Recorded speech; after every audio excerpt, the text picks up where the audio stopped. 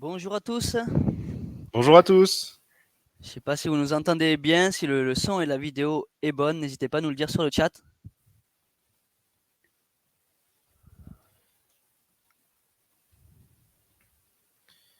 Alors Laura nous dit que tout est bon.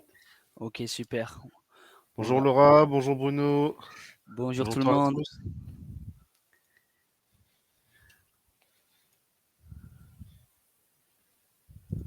Nickel. On est 35 pour le moment.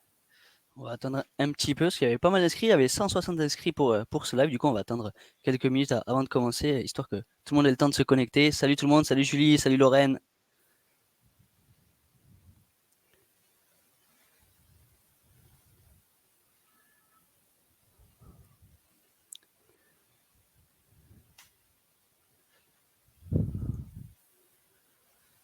Tu me dis dès qu'on arrive aux alentours des 50, 60, Rudy, je pense qu'on va pouvoir commencer après.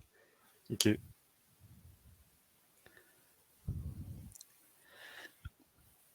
Nous sommes hyper contents déjà de faire ce live avec vous et de pouvoir du coup vous présenter comment bien suivre et piloter son activité haute bande.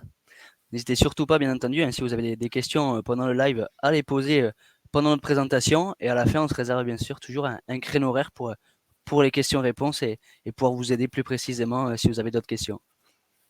Il y a une Et surprise à la fin. ouais, restez bien jusqu'à la fin. On a prévu une petite surprise pour ceux qui sont là jusqu'à la fin. Oui, Lorraine, l'événement a été enregistré et on vous enverra le replay si vous le souhaitez par mail et normalement on le mettra sur YouTube aussi.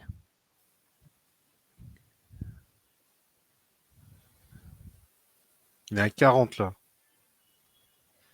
40 On participants. va, on va pouvoir commencer, non? Ouais, je pense, hein. Allez, super. Du coup, on est super ravis de pouvoir faire ce live aujourd'hui avec Rudy. Moi, pour vous présenter, du coup, je suis Flavien, je suis lead growth chez Faro. Je m'occupe de toute l'acquisition de Faro. Et on va aujourd'hui, du coup, vous présenter avec mon ami Rudy comment suivre et piloter une activité outbound de A à Z. Rudy, je te laisse te présenter. Ben, pour certains qui me connaissent déjà, ben, je suis Rudy, je suis Customer Success chez Faro. Et donc, c'est moi qui vous accompagne notamment sur l'utilisation de l'outil et comment effectuer différents ciblages. Ok. Du coup, comment va se dérouler ce live? Nous allons commencer du coup par aborder du coup comment bien configurer la délivrabilité de son adresse mail, de son domaine et la suivre dans le temps. Nous allons dans un second temps voir comment suivre ses campagnes en cours, suivre les quelques KPI à suivre, comment les suivre et comment avoir un suivi du coup dans le temps de ces campagnes pour avoir des performances optimales. Et dans un troisième temps, on va regarder comment agir du coup en cas de problème de KPI, si nos KPI sont faibles, qu'on a un problème au niveau des KPI importants, quoi faire, comment les analyser et comment les résoudre.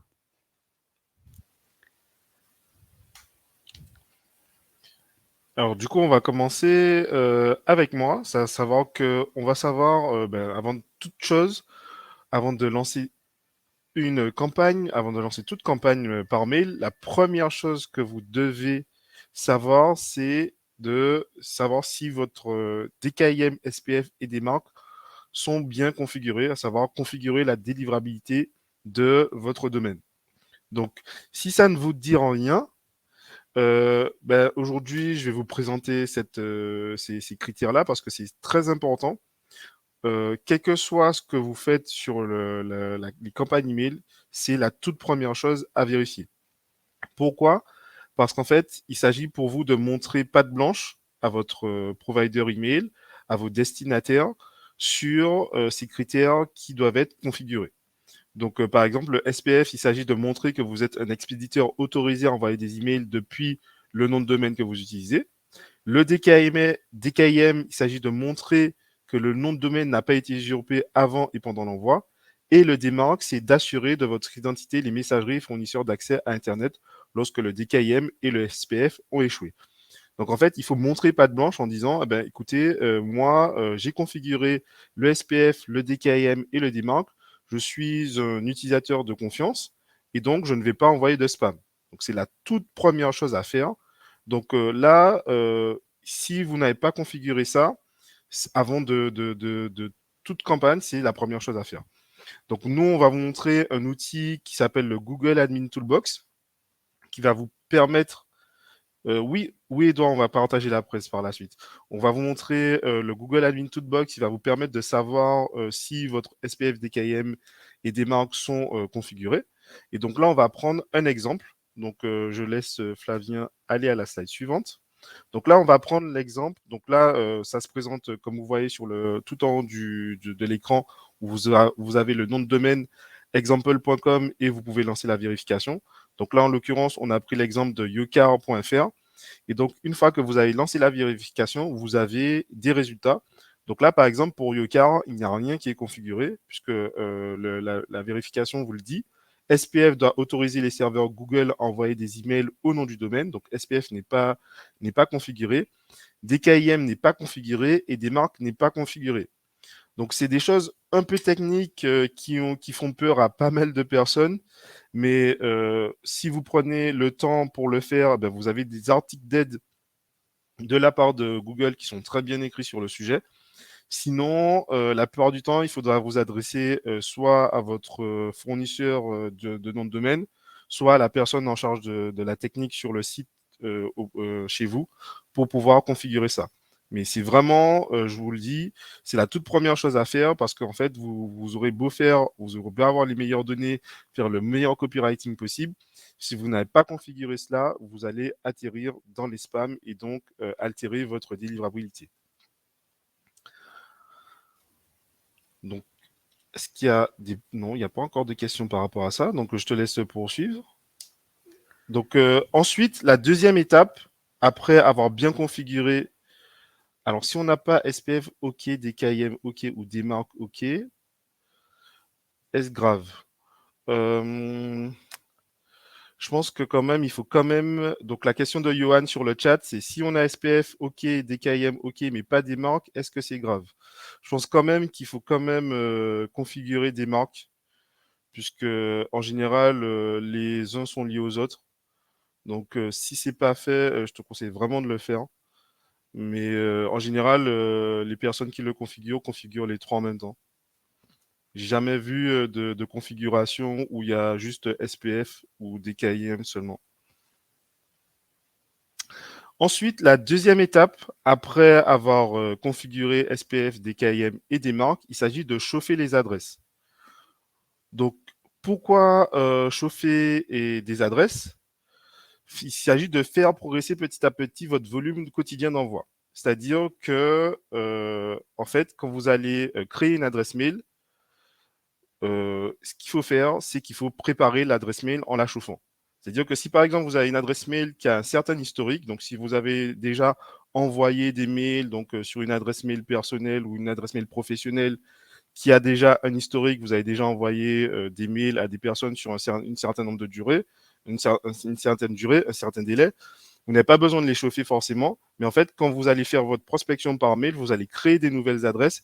Et donc, avant de lancer des campagnes dessus, il faut absolument les chauffer afin de montrer aux providers d'email qu'en fait, que cette adresse mail-là est une adresse mail qui va être utilisée par des humains. C'est-à-dire que typiquement, ce qui va vous classer en spam, c'est que vous allez créer une nouvelle adresse et dès les premiers jours, vous allez commencer à envoyer des milliers et des milliers de messages.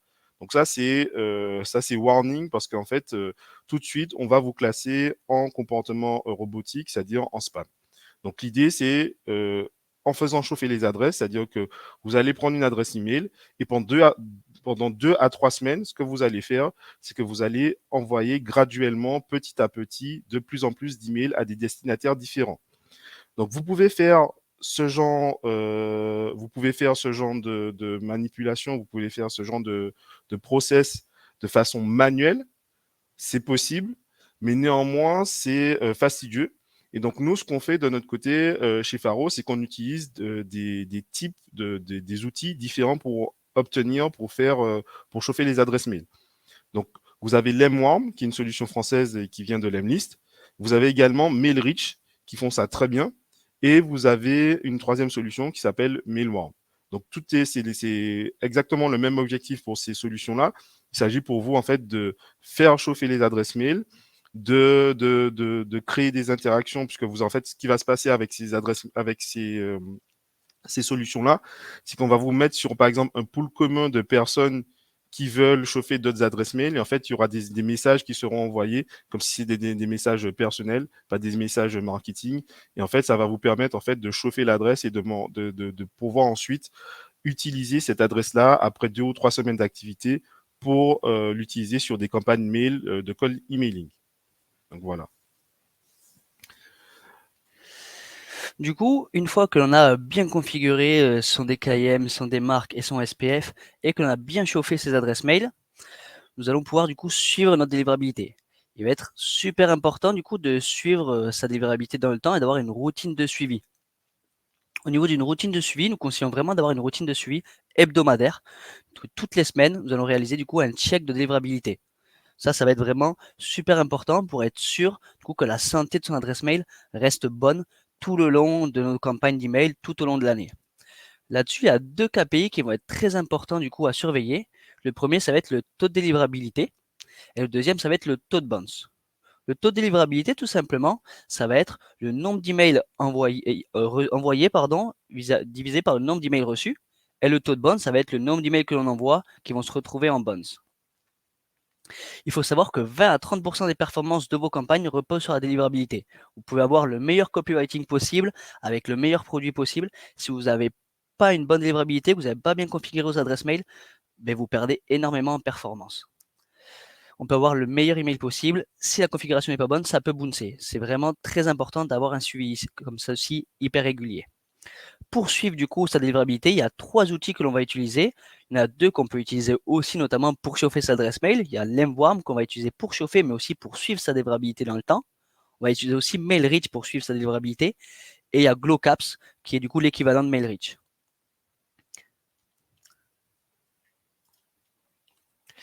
Comment suivre sa délivrabilité et créer sa routine de délivrabilité?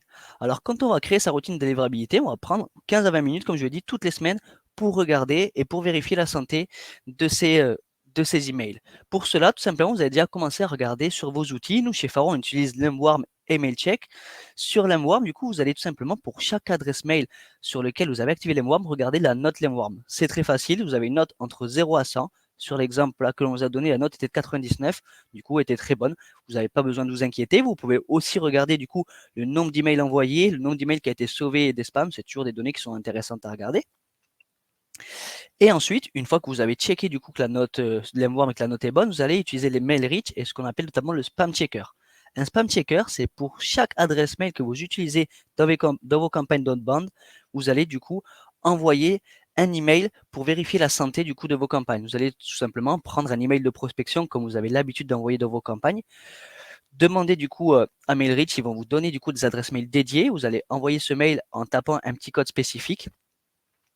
Et MailReach va vous sortir du coup une note de santé pour votre adresse mail. Tout simplement, comment cela fonctionne? Vous allez envoyer du coup un mail à une trentaine de boîtes mail différentes de différents serveurs de messagerie, que ce soit Gmail, Outlook, iCloud, etc. MailReach va vérifier que ces emails vont bien atterrir dans la boîte de réception de vos prospects et en fonction, il va vous donner une note sur 10. Il faut savoir que ce qui est très intéressant avec ces outils, c'est que si la note est en dessous de 10, il va vous expliquer d'où vient le problème et comment faire pour le résoudre rapidement. C'est ça qui est très intéressant. Une fois du coup que vous avez fait ces 2 vérifications, nous conseillons vivement, nous faisons chez Faro, d'avoir un tableau de suivi de sa adresse mail et de sa délivrabilité. Au niveau de ces tableaux de suivi, c'est très simple. Il va falloir regarder du coup pour chaque adresse mail, vous allez noter les adresses mail que vous utilisez dans vos campagnes en cours, bien spécifiées si vous les utilisez actuellement dans vos campagnes d'outbound.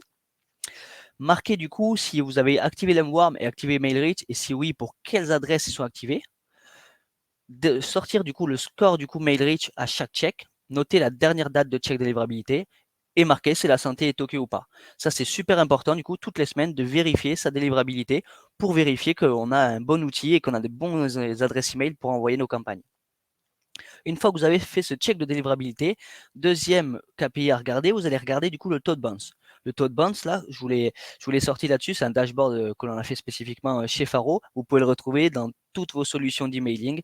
Si vous utilisez l'Emlist, Emailia, etc., vous avez toujours le taux de bounce qui est affiché. Il faut toujours vérifier qu'il soit en dessous de 5%. Ensuite, dernière vérification, il va falloir regarder du coup son taux de délivrabilité. Pour le taux de délivrabilité, c'est assez rare que les les prestataires du coup d'envoi de cold emailing le ressortent. Là, sur le troisième exemple, du coup, c'est sur le dashboard Faro. Quand vous avez l'Emlist, vous avez une intégration Faro Lemlist qui vous permet d'avoir ce dashboard de suivi. Vous pouvez tout simplement le calculer très facilement en divisant du coup le nombre d'emails délivrés par le nombre d'emails envoyés. Là, sur l'exemple, du coup, il y a 112 emails délivrés pour 115 emails envoyés. Vous avez 97% de taux de délivrabilité. C'est très bon, il faut que ça soit au-dessus de 95%. Une fois que vous avez fait tous ces checks-là, vous avez un bon suivi de votre délivrabilité. Une fois du coup que vous avez suivi votre délivrabilité, que vos adresses mail sont configurées et chauffées et que vous êtes au courant de leur santé pendant tout le long de votre campagne, on va pouvoir regarder du coup ces campagnes en cours et les suivre et les améliorer. Première KPI à regarder du coup pour ces campagnes, ça va être le nombre d'emails 1 à envoyer. Qu'est-ce que c'est le nombre d'emails 1 à envoyer? Simplement le nombre de prospects que vous avez dans vos campagnes mais que vous n'avez toujours pas contactés. Pour un exemple du coup très concret sur ce dashboard-là, on peut voir qu'il y a 112 personnes qui sont dans nos campagnes et qui n'ont pas été encore contactées. Il n'y en a que 44 dans l'email 1 a été envoyé. Ce KPI-là va être très important à suivre parce qu'il va vous permettre du coup de garder une régularité et une prédictibilité et d'avoir une prospection du coup qui est prédictible. Tout simplement, vous savez que tous les jours, du coup, toute la semaine, vous allez continuer du coup à abreuver du coup des nouveaux prospects, à aller adresser de nouveaux prospects. C'est hyper important du coup de savoir, du coup, de connaître notre volume de prospects que l'on a en cours dans nos séquences et qui n'ont pas été contactés. Pourquoi du coup l'email 1, on va regarder en spécificité, parce que l'email 1, c'est vraiment des prospects qu'on peut dire tout frais, qui connaissent pas notre entreprise, qu'on n'a encore jamais contacté, et du coup, ils ont plus d'intérêt à connaître notre entreprise. Et surtout, c'est là où on a le plus de fort taux de réponse, c'est dans l'email 1. Bien entendu, il y a des taux de réponse qui sont intéressants dans les emails de relance, mais c'est vraiment dans l'email 1 qu'on a le plus gros taux de réponse. Du coup, pour avoir une acquisition qui est constante dans le temps et pas avoir de trous du coup dans ses démos et dans son acquisition, il est ultra important de toujours surveiller son volume d'email 1. Pour ça, nous avons chez Faro, et vous conseillons vivement de le faire vous aussi, d'avoir un tableau de pilotage d'acquisition où vous allez sur votre tableau, du coup, noter le nom de chaque campagne, le mois de début de la campagne, volume de prospects total dans votre campagne, le volume de prospects qui vous reste à contacter dans cette campagne, l'adresse mail qui est utilisée, et vous pouvez aussi mettre du coup la semaine de début de la campagne. Comme ça, tous les jours ou 2 ou 3 fois par semaine, suivant votre prospection, vous allez vérifier du coup le nombre de volumes qui vous reste dans vos campagnes pour être sûr que vous contactez en permanence des nouveaux prospects. Deux petits tips qui sont très importants.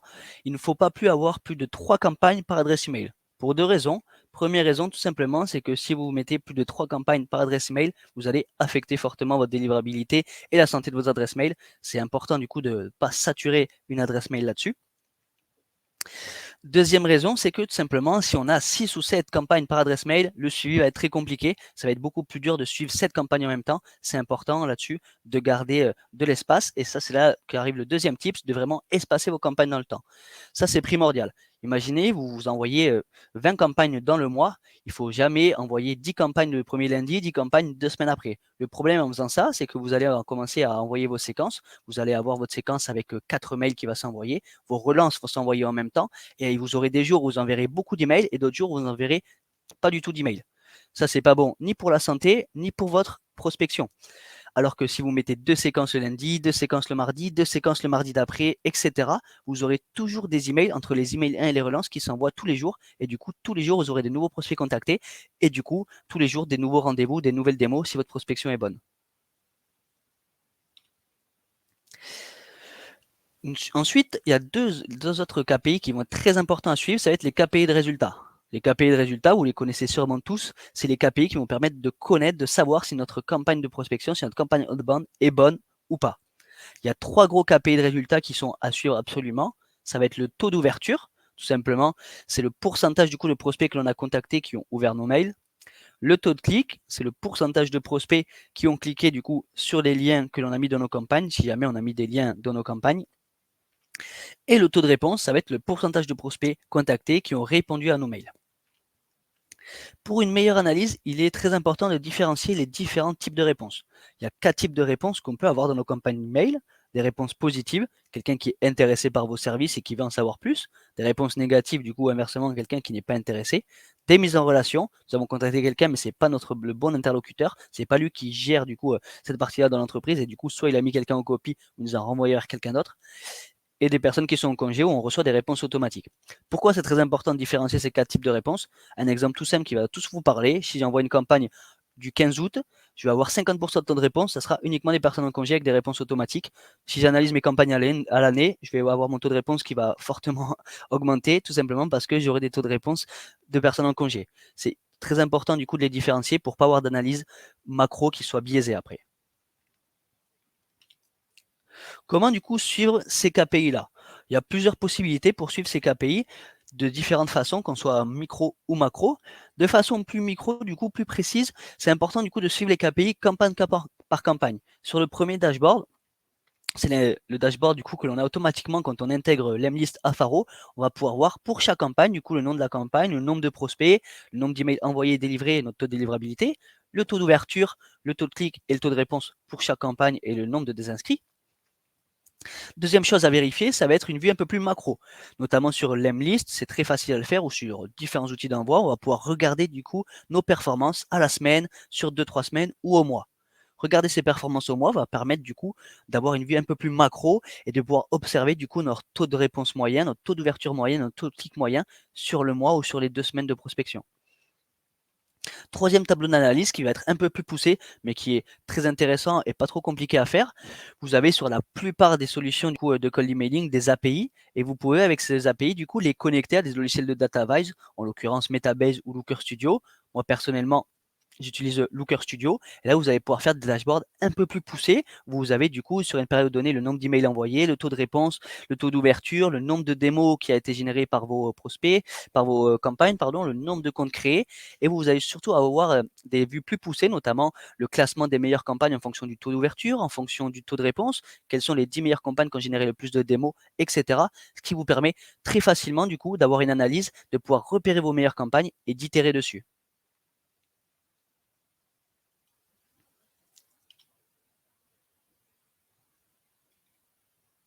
Ok. Donc, pour suivre ces campagnes, on va voir maintenant comment savoir si une campagne est réussie.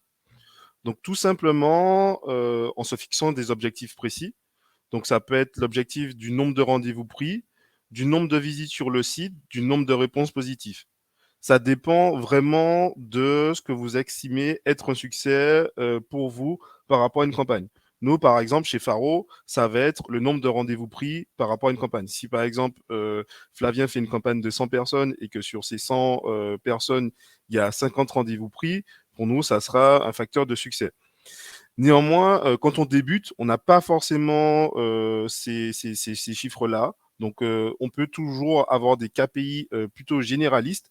Donc, les facteurs de succès, les critères de succès pour des KPI généralistes, ça sera surtout un taux d'ouverture qui est supérieur à 50%, un taux de clic, si vous insérez un lien cliquable qui est supérieur à 15%, un taux de réponse qui est supérieur à 10%, hein, et surtout le taux de délivrabilité qui doit être supérieur à 95%.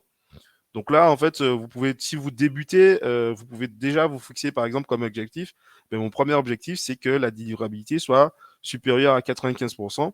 Et ensuite, travailler au fur et à mesure les autres objectifs, à savoir le taux d'ouverture, le taux de clic et le taux de réponse.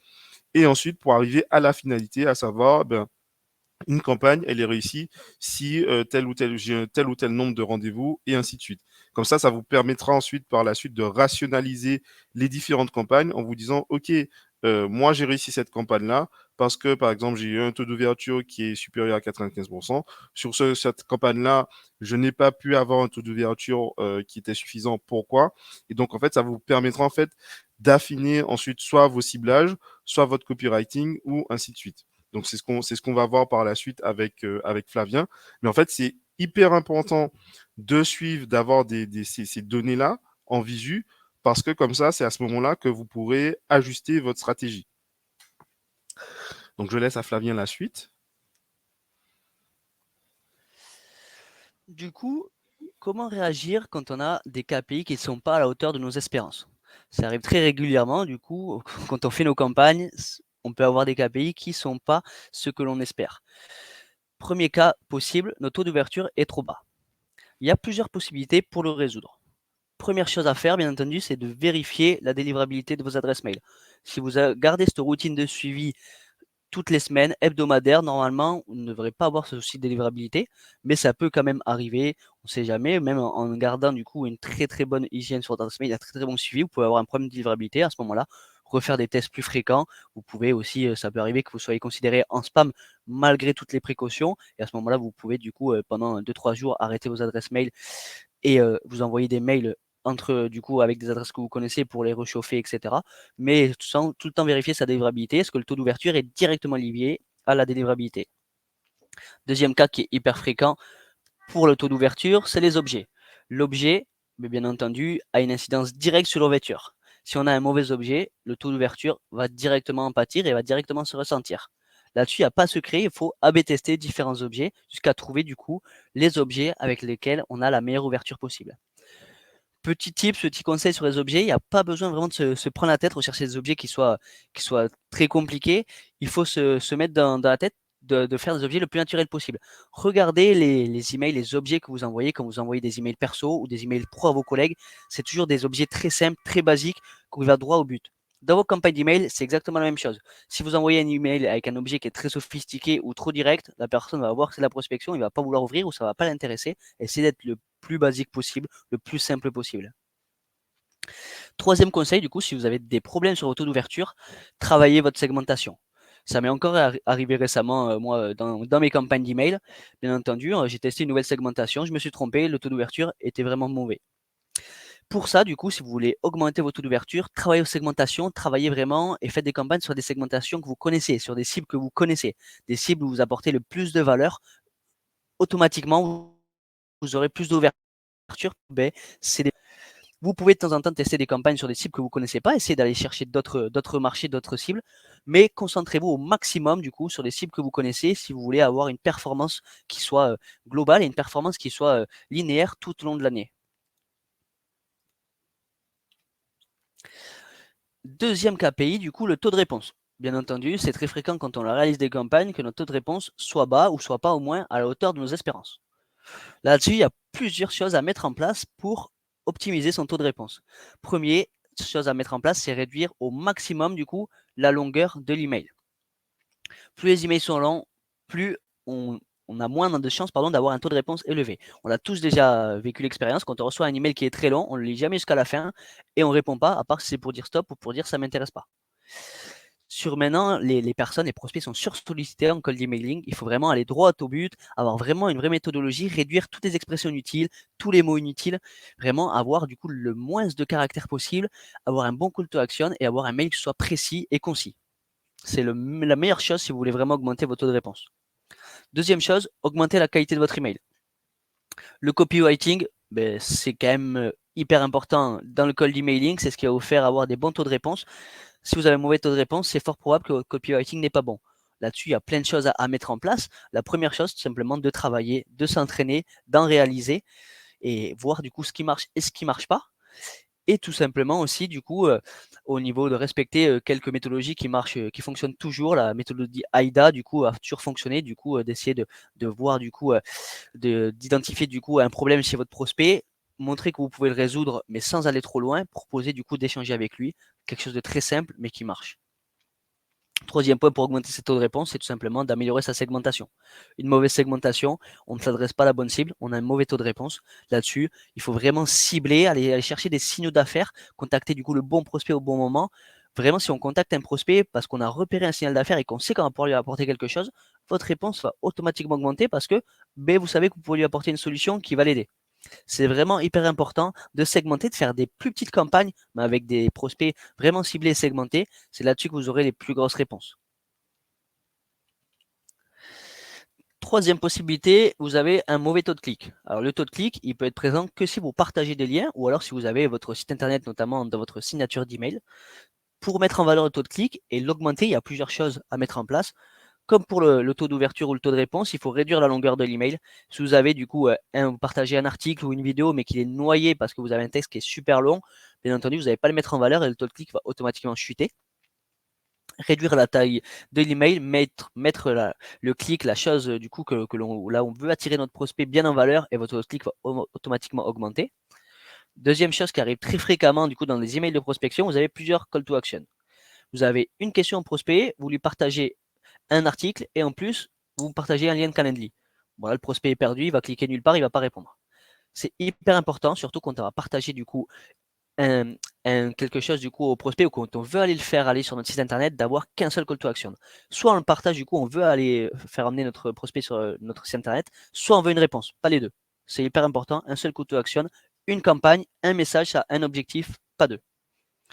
Et très important aussi, du coup, ça peut arriver que notre taux de clic soit mauvais si le contenu que l'on partage n'a pas vraiment de valeur ajoutée pour notre prospect.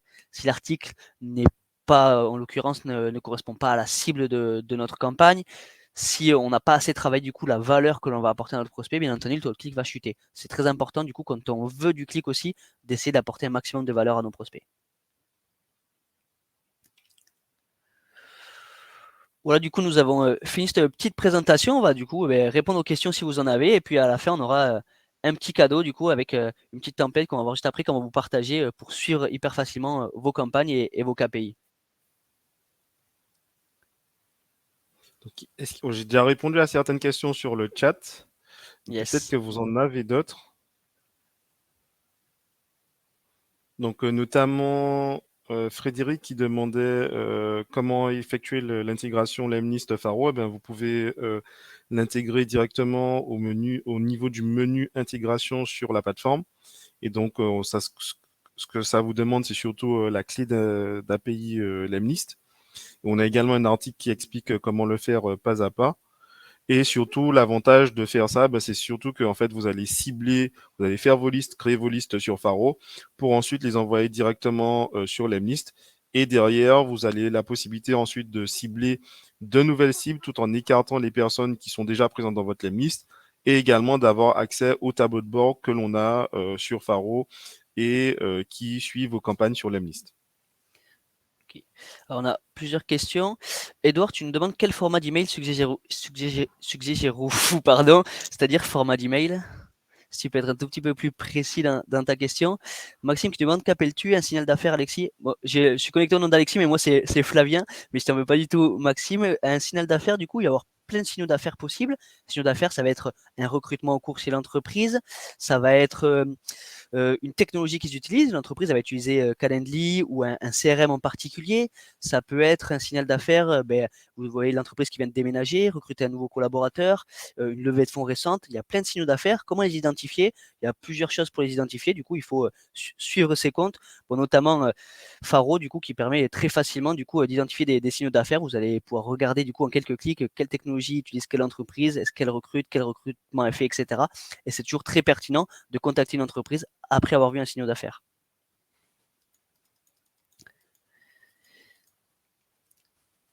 D'autres questions, des exemples d'objets, Audrey qui nous demande.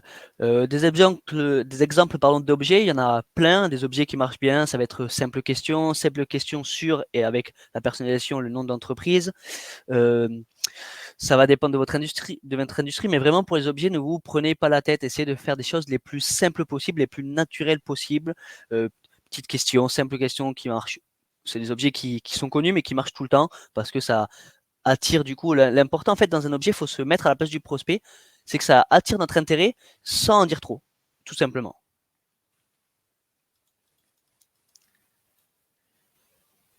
Alors, on a quoi d'autre comme question? Je sais pas si tu vois d'autres, je sais qu'on a pas mal d'autres, Rudy. Ouais, je suis en train d'essayer de retrouver le copywriting, puisque nous, on avait, en janvier, on avait fait une masterclass justement pour expliquer le copywriting. On avait fait également l'année dernière avec Alexandre Brung. Donc, Alexis et Alexandre avaient fait un webinaire spécialisé sur le copywriting. Je vous envoie le lien justement. Ok, je continue Ça à peut répondre être aux intéressant. questions. Ouais, tout à fait, ouais. C'était un vrai bon webinar. Les outils, les moi, mes MailReach sont payants. Ouais, tout à fait, Johan. C'est des outils qui sont payants, du coup. Mais je te conseille vraiment d'investir dessus parce que tu sentiras une vraie différence, surtout si tu commences à envoyer un peu de volume dans tes campagnes d'email. C'est la délivrabilité, ça a vraiment un gros impact sur la performance de ton acquisition. Du coup, c'est des outils payants, mais ils sont pas très chers et je te le conseille vraiment. C'est vraiment un game changer dans son acquisition. Edouard qui demande, on peut gérer aussi les campagnes avec HubSpot connecté à Faro. Ouais, tout à fait. Tu peux aussi gérer directement du coup tes campagnes HubSpot, c'est-à-dire tu peux pouvoir faire tes recherches et tes listes de prospects sur Faro pour les envoyer dans HubSpot. Cependant, on n'a pas fait de logiciel, enfin d'intégration, de petits visuels du coup d'intégration de nos emails HubSpot Faro. Mais après ce webinaire, demain, on va vous envoyer du coup un petit mail avec une template cadeau qui va vous permettre, si vous voulez, très facilement de suivre vos campagnes. Alors, Rida qui demande plutôt un ton pro ou normal ou carrément friendly quand on fait de l'outbound B2B. Alors, Rida, ça va vraiment dépendre de ta cible. Il y a pas de vérité absolue dans l'outbound. Je conseille quand même plus le ton pro, ça va dépendre. Si tu vas t'adresser à des directeurs marketing, ça dépend du personnel que tu vas adresser. Directeur marketing, tu vas pouvoir peut-être un peu plus friendly. Si tu vas t'adresser à des startups, tu vas pouvoir te permettre aussi d'autres choses. Si tu vas avoir une cible qui est plus conventionnelle, il faut vraiment rester pro. Le plus important, c'est d'apporter de la valeur et de contacter le bon prospect au bon moment. Après, le ton pro ou friendly, si tu veux pas tromper, utilise un ton pro, ça va vraiment dépendre de ta cible sinon.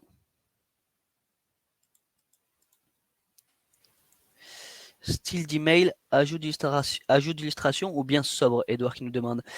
Euh, ça marche toujours et c'est toujours intéressant aussi de se démarquer. Nous, on utilise très fréquemment dans nos campagnes des vidéos, du coup, de présentation de Faro, etc., dans nos emails. On va partager des articles, etc. Tu peux vraiment tenter des choses. C'est toujours pareil, ça va dépendre de ta cible. Et le plus important, de toute façon, en cold emailing et dans l'outbound, c'est d'AB tester. Tu vas tester du coup un style d'email, tu vas tester une vidéo. Ça se trouve, tu auras un super taux de clic, ça se trouve, ça va pas du tout marcher. Mais tiens un tableau où dans chacune du coup des emails, à chaque fois que tu changes quelque chose dans ton email, tu te le marques, tu marques si ça a marché ou pas. Et comme ça, ben, tu sauras du coup si ça marche. De toute façon, il n'y a qu'une seule règle dans la prospection et notamment dans le cold emailing, c'est d'essayer de tester. Jessie qui demande de comment faire quand on sait pertinemment que nous n'avons pas d'éléments différenciateurs à lister dans notre copie et que c'est précisément ça qui anéantit toute possibilité de prise de rendez-vous, de réponse positive.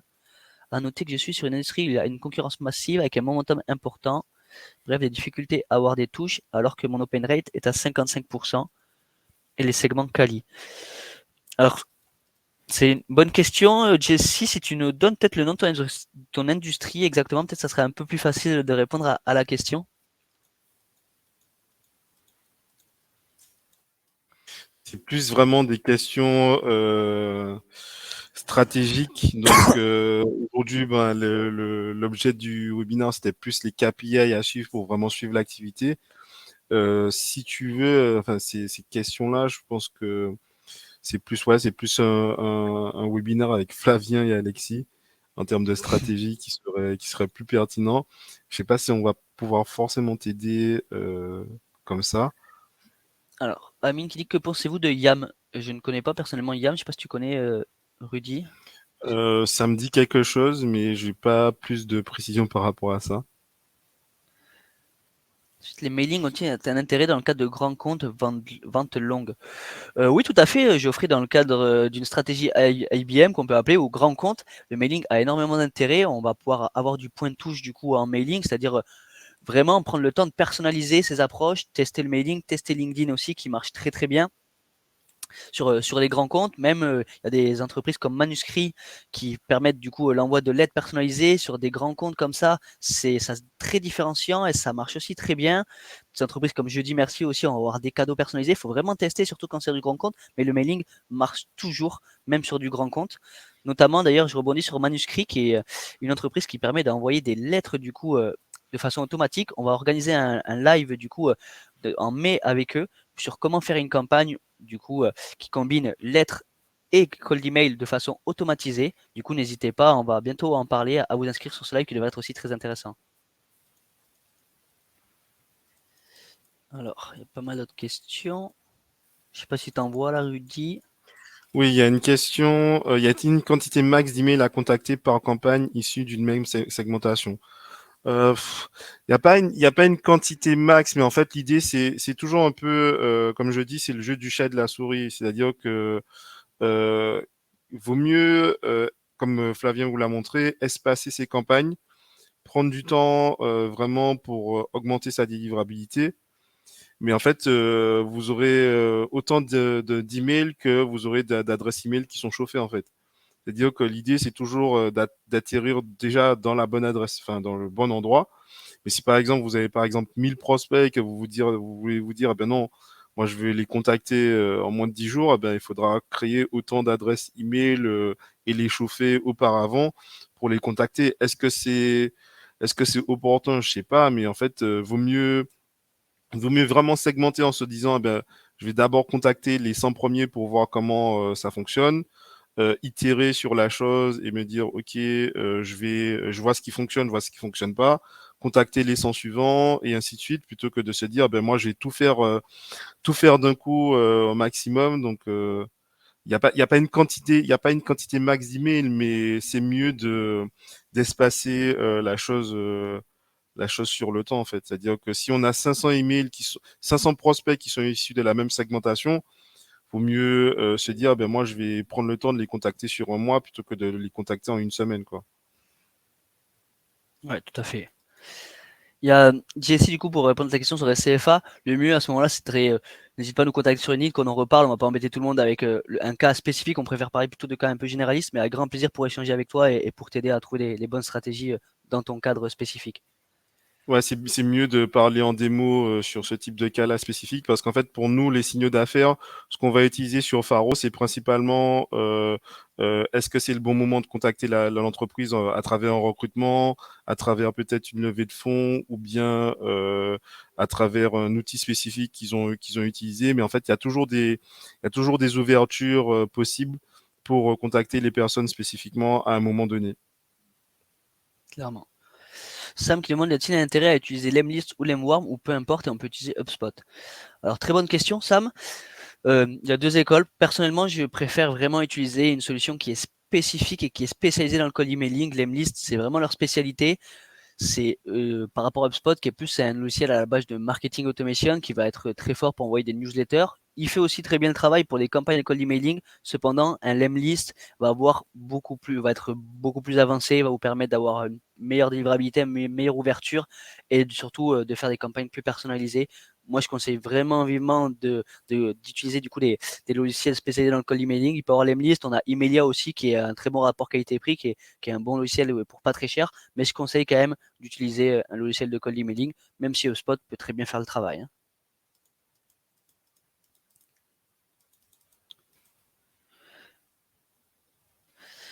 Geoffrey qui conseille Apparello, évidemment. Je connais pas du tout, mais ça va être intéressant. Je vais regarder ça, Geoffrey, merci beaucoup. Et en effet, ouais, les cadeaux, etc., pour les grands comptes, essayer de se différencier, ça marche toujours. Je crois qu'il y a des questions aussi dans la partie questions, ou je sais pas si tu as toutes répondu, Rudy. Ouais, j'y réponds en même temps, en fait. J'y réponds en Ok, même temps, donc super. Victor, exactement pour rebondir ce que tu as dit. HubSpot, c'est pas spécialisé dans le cold emailing. Et il faut bien avoir l'accord de ses prospects pour la RGPD. Exactement. Ouais. Alors au niveau du cold emailing et la RGPD, c'est toujours une question qui est un peu ambiguë. La, la loi est là-dessus, du coup, est ambiguë. C'est-à-dire tout simplement, si vous contactez un prospect que vous connaissez pas dans le B2B, si vous du coup, proposez un service qui peut avoir une valeur ajoutée pour lui, vous êtes tout à fait en droit de le contacter. Après, c'est surtout au niveau des données, c'est important d'utiliser des solutions qui soient RGPD, de ne pas travailler avec des données qui viennent de je ne sais pas où. C'est très important du coup de travailler du coup avec des entreprises qui vous donnent de la donnée qui soit totalement RGPD friendly pour être dans le droit de contacter et de prospecter. Du coup, s'il y a peut-être pas d'autres questions, on va s'arrêter pour aujourd'hui. Tu as peut-être une surprise pour les gens, donc par rapport à ce qu'on disait au plus tôt. Ouais, du coup, encore merci à tout le monde du coup d'avoir suivi cet événement. Demain, on va vous envoyer tous un petit mail où on va vous partager du coup un Google Doc. Déjà, on va partager des ressources où tous les outils, le lien de tous les outils dont on a parlé, plein d'articles du coup pour vous aider aussi à vous améliorer en cold emailing. Et on a créé pour vous du coup un petit Google Doc où vous allez pouvoir du coup avoir un tableau de suivi pardon, de vos adresses pour pouvoir suivre votre délivrabilité dans le temps, un tableau de suivi de votre volume pour suivre votre volume d'envoi du coup et garder une acquisition constante et du coup un suivi de vos KPI tout prêt à l'emploi où vous pouvez rentrer du coup les performances de vos campagnes et vous avez des petits graphes sur le long terme qui se font du coup sur 10 semaines pour suivre votre acquisition sur long terme de façon très facile.